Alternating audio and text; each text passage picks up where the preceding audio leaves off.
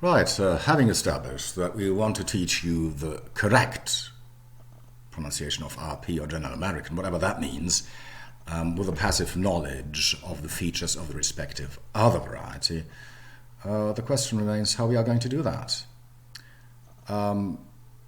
Should we do that at all? Is it not better just to spend time in England or the United States than just learning about correct pronunciation theoretically?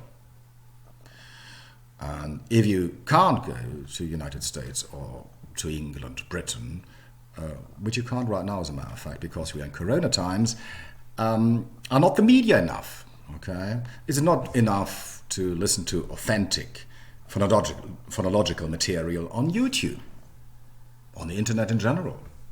Okay, these things.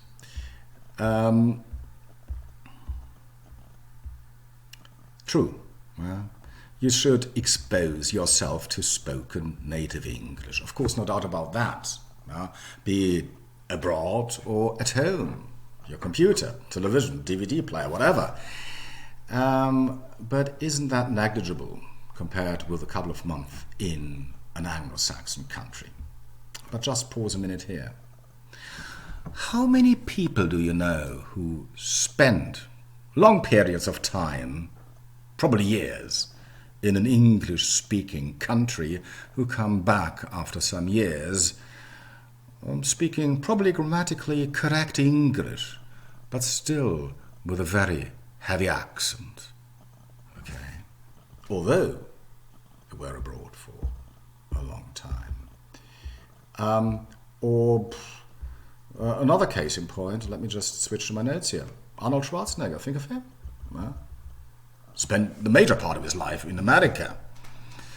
So he still sounds like the head waiter of a skiing hotel in the Austrian Steiermark.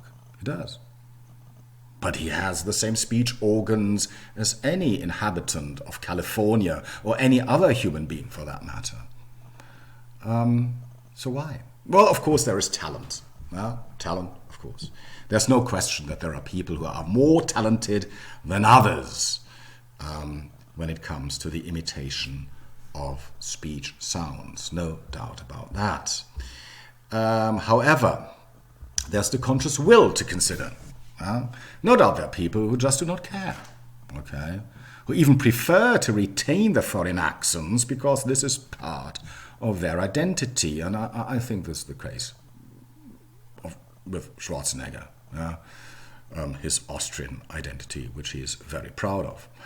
But there are doubtless many people around who would like to sound more like a native speaker of English without ever coming close. And there is the possible explanation to this conundrum. They do not speak more like an Englishman or an American because they are not aware of the phonological differences between their native tongue and those of their target language, English, in this respect. And this is one of the major points where this course comes in. It will hopefully systematically point out the difficulties that non-native speakers have, Germans and other Europeans, when pronouncing English, thus making you aware what to pay attention to when you are exposed to native speakers, be it in the context of real-life encounters or in the course of listening to a song or speaking, chatting with somebody on, I don't know, Skype or whatever.